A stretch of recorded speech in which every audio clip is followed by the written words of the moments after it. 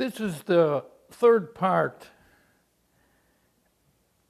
of a description by Alfred Mancuso of the fraud he had been subjected to since the year of 1976 by the District Attorney's Office of Kings County in the state of New York. In the two prior parts to this description, I explained what had happened concerning the forgery of the indictments on which I was convicted. What I'm here now to tell you is the course that the November 12, 2010 post-conviction application attorney David M. Palmieri submitted on my behalf to the Kings County Supreme Court, it has taken. First of all, as in all the other proceedings concerning Alfred Mancuso's claims that his indictment was forged by the district attorney on November 8, 1976, nobody has ever denied this. The district attorney has never at any time addressed this. Assistants in the district attorney's office have committed outright perjury in affidavits they have submitted to the court. Alfred Mancuso submitted criminal complaints explicitly charging these assistant district attorneys with perjury. And District Attorney Hines has totally ignored these criminal complaints. He never processed them. He never considered them. He never investigated them. Thereafter, Alfred Mancuso submitted criminal complaints against District Attorney Charles J. Hines, whereas he was in malfeasance of his duties as a public official. He also ignored receipt of those criminal complaints, did not process them, did not investigate them, did nothing about it. Now, this was part of the November 12, 2010 post-conviction action that Mr. Palmieri submitted on my behalf. I am Alfred Mancuso. I am the victim. I have been a victim since 1976, although completely innocent of a charge of murder that the office of the district attorney inflicted upon me and that the current district attorney is covering up.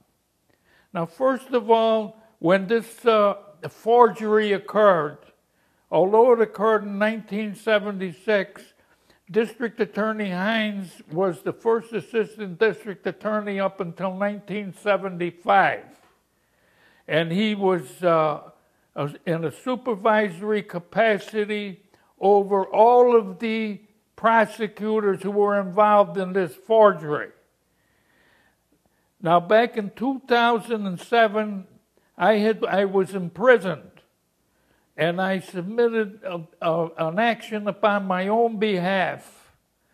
And I also requested in a separate motion that District Attorney Hines be disqualified on the basis of him having a conflict of interest because he was covering up forgery and misconduct on the part of people on his staff and people he knew previously.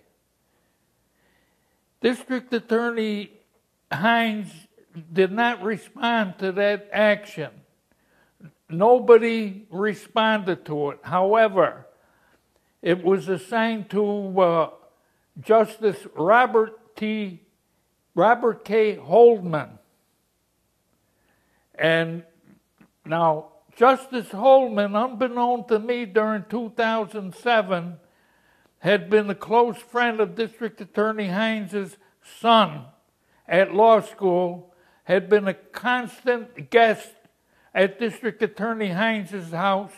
He was a protege of District Attorney Hines, and information I have is that District Attorney Hines supported him in his efforts to become an attorney. Now, Justice Holdman, what he did was deny me relief without the district attorney having submitted any answer whatsoever, and then went even further. Because I was imprisoned, he ruled that if I ever submit another action, that he would hold me in contempt and charge me with whatever prison funds I was able to make in prison. I was released from prison in 2008 on parole. But now there's another justice involved here, Justice Neil John Feiertag. Now, in 2007, I had submitted a motion to have District Attorney Hines disqualified because he had been a prosecutor on the case, and he was part of the cover-up of the indictment forgery, and that he, along with members of his staff, were concealing records contained in his files by the number 1 October 1976 grand jury, which memorialized the fraud and the indictment forgery involved in my case.